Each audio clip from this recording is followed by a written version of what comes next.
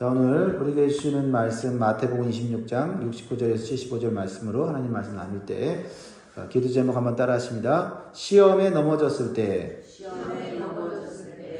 말씀이 생각나게 하시고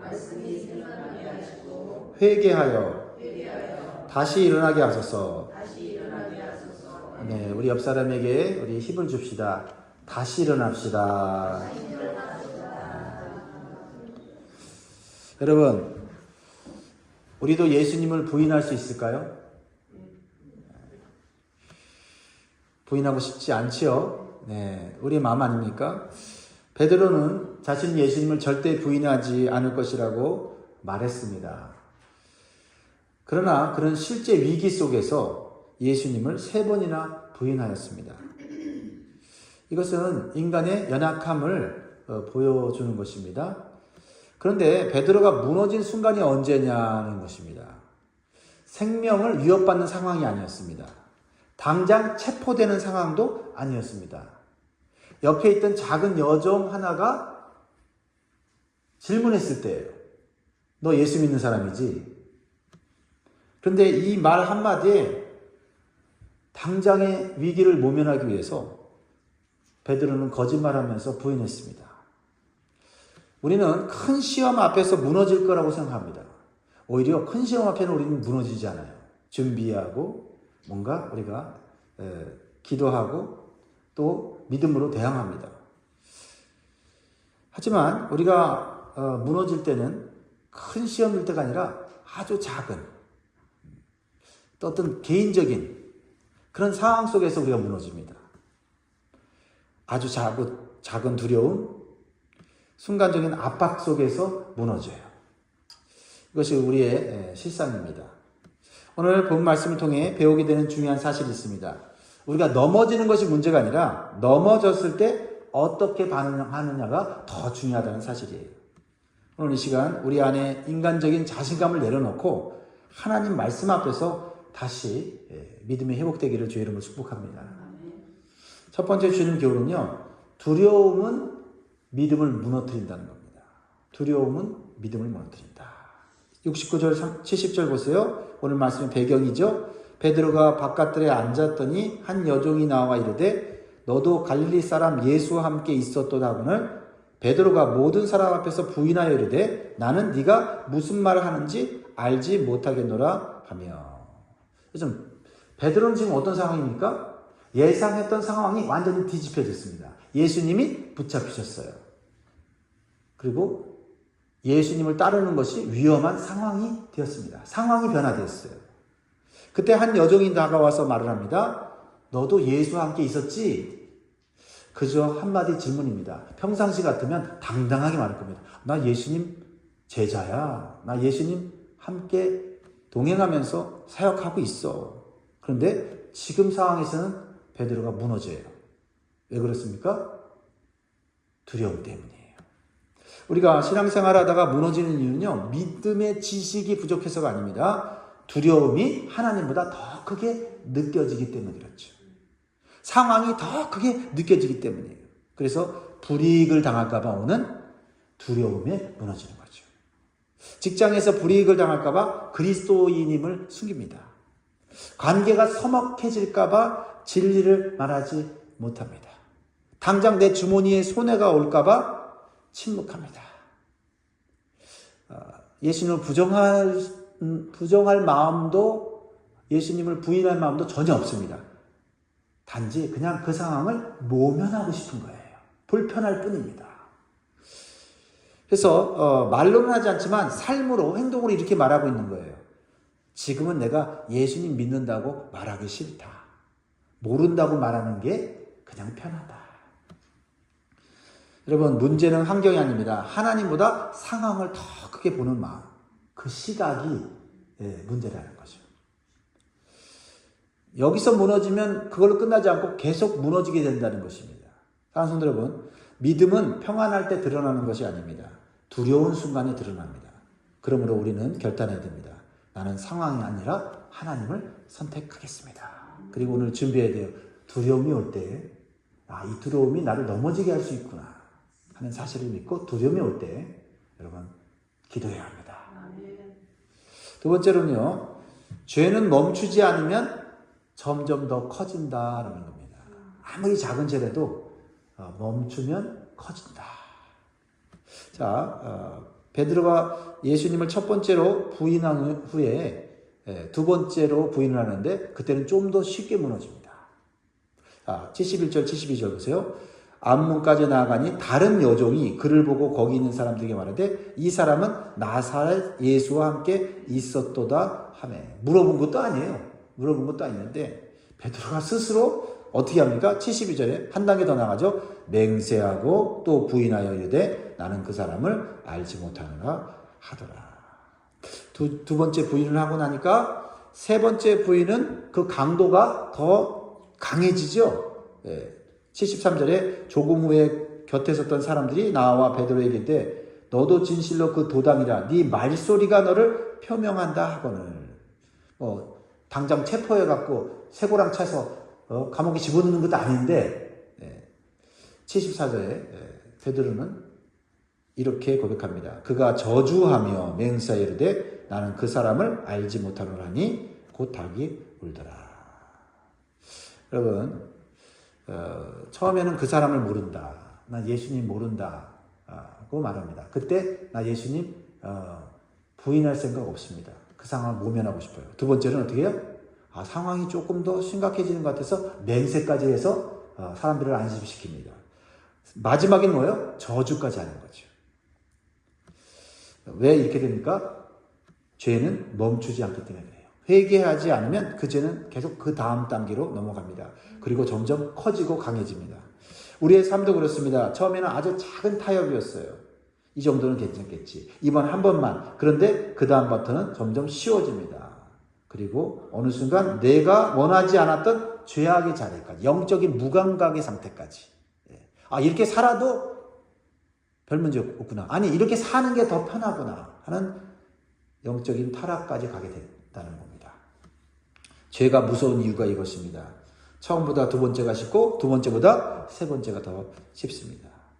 베드로의 마지막 부인을 다시 한번 보면 74절에 그가 저주하며 맹세하여 이르되 나는 그 사람을 알지 못하노라 하니 곧 닭이 울더라. 이거는 이제 단순한 거짓말이 아니에요. 성도의 정체성의 붕괴까지 온 거죠. 나는 그 사람을 모른다. 예수를 모른다는 이 말은 처음엔 관계를 좀 숨기려고 했는데 이제는 어떻게 됩니까? 나는 그와 상관이 없는 사람이다. 난 예수와는 상관이 없다. 이것이 죄의 끝이에요. 하나님의 관계가 완전히 끊겨버리는 상태. 사실 우리가 왜 구원받아야 했습니까? 하나님과 우리 사이가 끊어졌죠. 그래서 예수님이 끊어진 관계를 맺으려고 십자가에서 못 박혀 죽으시고 화목을 이루셔서 하나님 관계를 붙여놨는데 우리가 작은 죄, 작은 타협 이런 것을 통해서 우리가 점점 하나님 사이가 멀어지다가 끊어진다라는 겁니다. 오늘 그것을 보여주고 있는 것이죠. 우리는 한번 좀 물어봐야 돼요. 나는 지금 어느 단계에 있는가? 어느 단계에 있는가? 첫 번째 부인, 두 번째 부인, 세 번째 부인, 어느 단계에 있는가? 사랑하는 성도 여러분, 죄는 작을 때 끊어야 될 줄 믿습니다. 영적으로 무감해진 것을 느낄 때 그때 다시 우리는 깨어나야 합니다. 세 번째로 주신 말씀은요. 주님의 말씀은 무너진 인생을 깨운다라는 겁니다. 오늘 이 말씀이 굉장히 중요한 거죠. 주님의 말씀은 무너진 인생을 깨운다. 75절 같이 읽습니다. 시작. 이에 베드로가 예수의 말씀에 다 울기 전에 네가 세 번 나를 부인하리라 하심이 생각나서 밖에 나가서 심히 통곡하니라. 자, 여기서 반전이 일어납니다. 베드로는 이미 무너졌습니다. 절망적인 상태인 것 같습니다. 이제 회복이 안 될 것 같습니다. 이미 예수님을 세 번이나 부인했고 세 번째 부인은 저주까지 했습니다. 그런데 바뀝니다. 무엇이 바뀝니까? 말씀이 떠올랐습니다. 말씀이 떠올랐습니다. 상황은 그대로입니다. 사람들도 그대로입니다. 베드로도 그대로예요. 아무것도 변하지 않았는데 한 가지 달라진 것이 말씀이 떠올랐다라는 겁니다. 여러분, 무엇을 의미합니까? 사람을 변화시키는 건 환경 아닙니다. 사람 아닙니다. 감정 아닙니다. 상황 아닙니다. 바로 주님의 말씀이에요. 네가 나를 3번 부인하리라는 이 말씀이 떠오르자 베드로는 순간 깨닫습니다. 아, 나는 결국 무너졌구나. 내 노력으로 안 되는구나. 내가 주님의 말씀을 무시했구나. 여러분들도 이런 순간이 있지 않습니까? 설교를 듣다가 또 말씀을 읽다가 마음이 멈춰지면서 이거 내 이야기다. 지금 내가 잘못 가고 있다. 그 순간이 무엇입니까?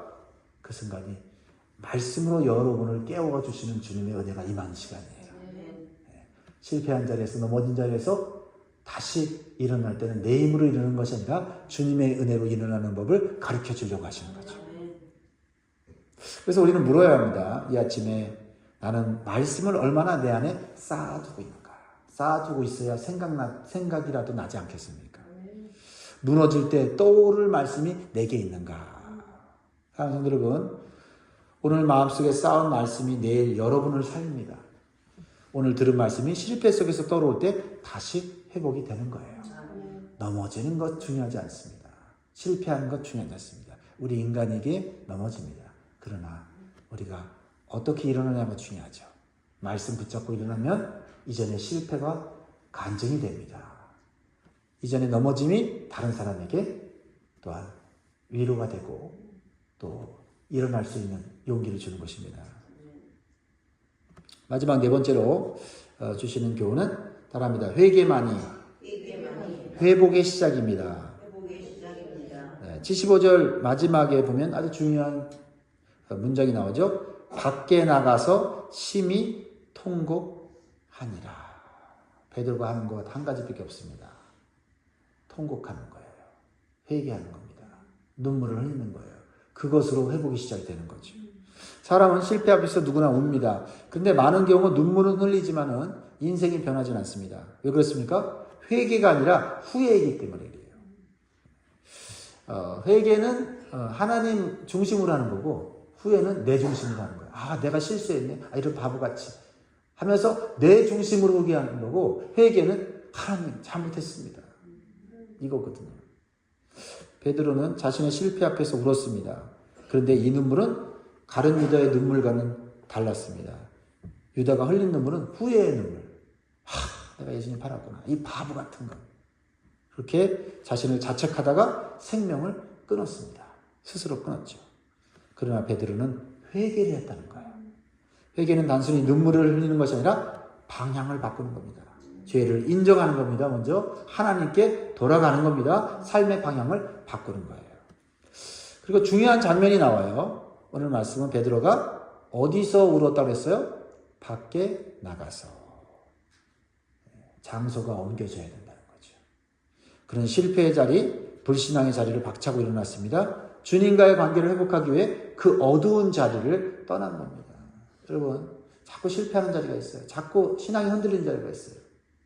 그게 어떤 사람에게는 직장일 수 있고 어떤 사람에게는 세상적인 모임일 수 있어요. 어떤 사람은 자기 집일 수도 있어요. 어떻게 해요? 밖으로 나와야 합니다.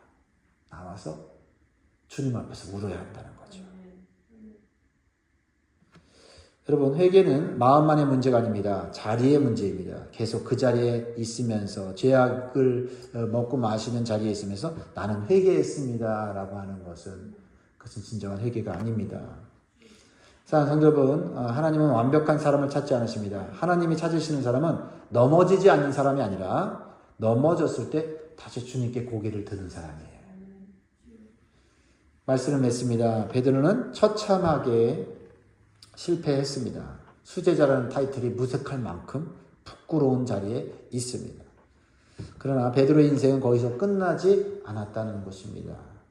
왜입니까? 그에게는 떠오를 말씀이 있었다는 거고 돌아갈 주님의 품이 있었다는 겁니다. 3년 동안 주님과 동거동락하며 주님 말씀을 들었습니다. 말씀 들었던 자리, 말씀 들었던 시간 결코 헛되지 않아요. 그 말씀이 여러분을 살리는 줄 믿습니다. 혹시 여러분의 신앙이 지금 식어 있습니까? 아니면 흔들리고 있습니까? 세상과 적당히 타협하면서 주님을 모른다는 눈빛으로 살고 있지 않습니까?